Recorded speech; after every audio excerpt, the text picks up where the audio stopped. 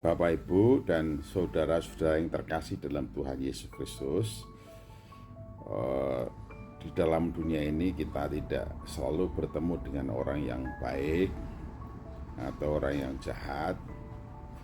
Di dalam dunia ini kita tidak selalu bisa menjumpai orang-orang sebagaimana yang kita harapkan, kita inginkan.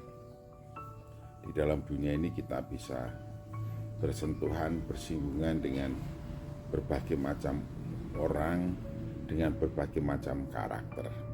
Nah, kenyataan ini tidak bisa kita hindari. Namun yang penting di sini adalah integritas diri kita.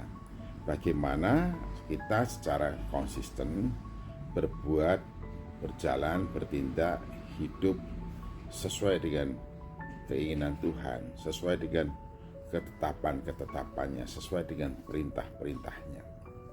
Memang perjuangan untuk hidup selalu benar itu bukan sesuatu yang mudah, bukan sesuatu yang ringan.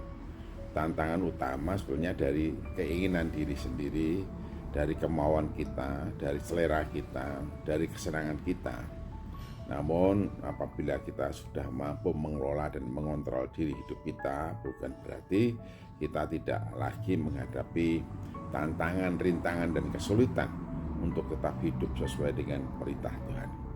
Untuk itu Daud memohon kepada Tuhan supaya ia mengajarnya, supaya mengerti apa yang diperintahkan oleh Tuhan dengan jelas, sehingga dengan tegas juga Daud ingin selalu hidup sesuai dengan ketetapan-ketetapan Tuhan, sesuai dengan perintah Tuhan, sesuai dengan firman Tuhan.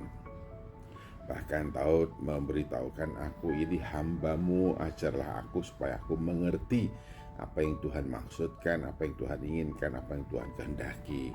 Ketetapan-ketetapan-Mu, firman-Mu, Taurat-Mu itu lebih berharga daripada emas, bahkan emas tua. Jadi Daud begitu berpegang teguh kepada kebenaran firman Tuhan, Taurat Tuhan, dan dengan konsisten Daud terus berjuang untuk melakukannya.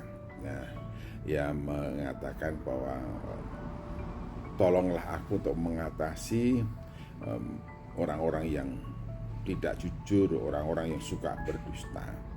Aku benci kepada dusta dan aku selalu berusaha untuk berbuat, berkata, berpikir jujur. Namun demikian bukan berarti orang-orang yang suka dusta, suka tidak jujur itu senang dengan perilaku kita, keteguhan hati kita untuk hidup benar sesuai dengan perintah Tuhan.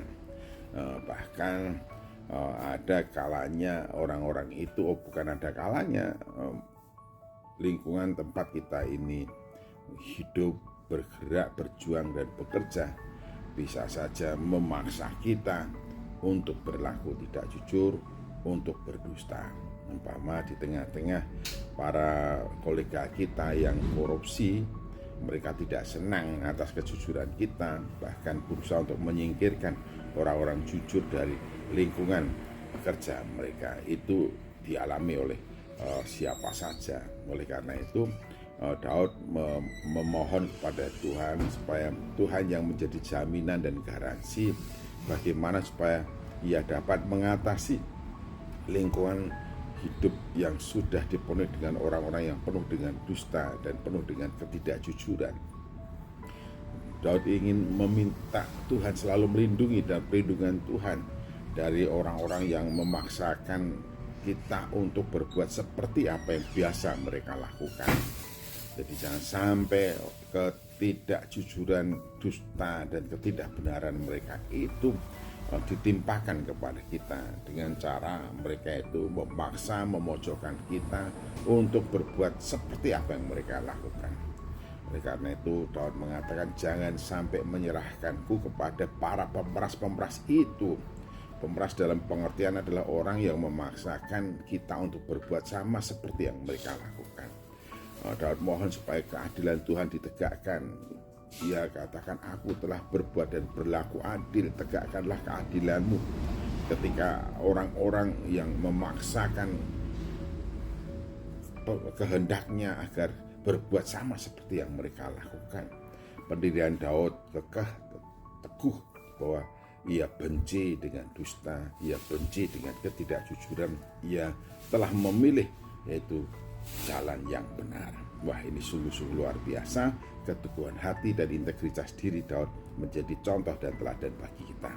Bapak, Ibu, dan saudaraku, tetaplah teguh hidup berpegang pada firman Tuhan sekalipun berada di antara orang-orang yang tidak melakukan firman Tuhan.